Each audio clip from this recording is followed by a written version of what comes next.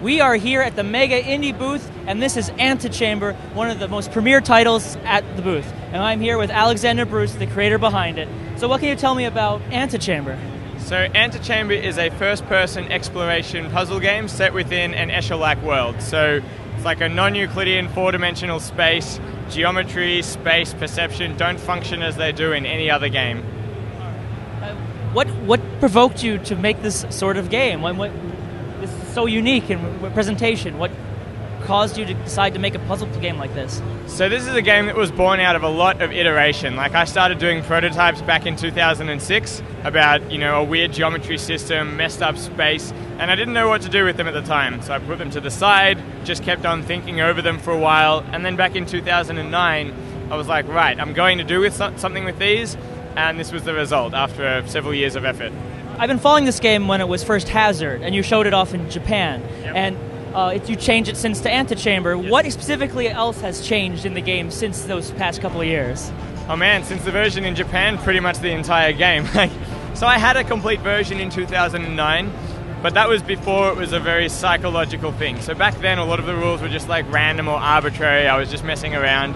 At E3 2010, I started watching like waves and waves of people playing, and understanding that, like, I would see someone do something and I would jump in and be like, why did you do that? Because I needed to know what they were thinking to know if that was an expectation that I should confirm, as in it will help them in the rest of the game, or an expectation that I should break, like people trying to run and gun like they do in an FPS, because that would just get in the way of how to play.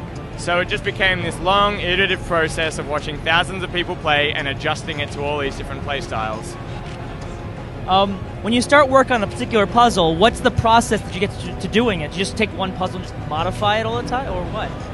It totally depends on the puzzle. Some puzzles are made because I didn't teach the player something elsewhere and I needed to teach them something.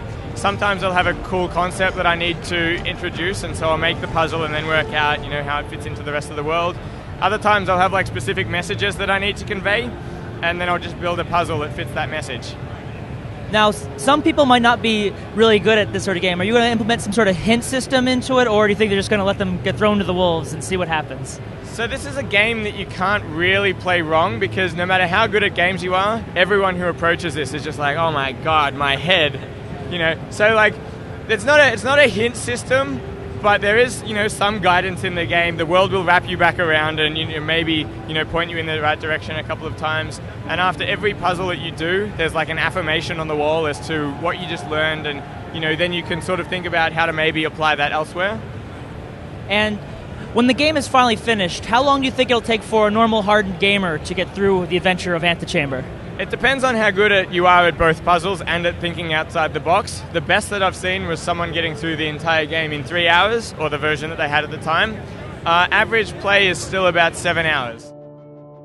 Were you having any particular plans to release like a special edition or anything on any other platforms, or do you think you're going to leave this on the PC and let it roost? At least at launch, this is going to be a PC-only thing, because making a game like this by yourself is so difficult. So I just need to get it out on one platform and then consider the future plans from there. All right. And one last question.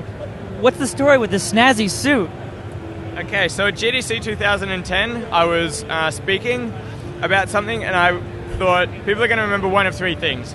They're going to remember a crazy, passionate speech about risk and experimentation, they're going to remember a strange-looking game, or they're going to remember a speaker in a pink suit. And ever since then, I've shown up at every conference in a pink suit, and they're like, I saw you at this, and at this, and at this. And when can we expect Antichamber to finally emerge? Sometime in 2012. Current estimates are mid-year, but we'll see.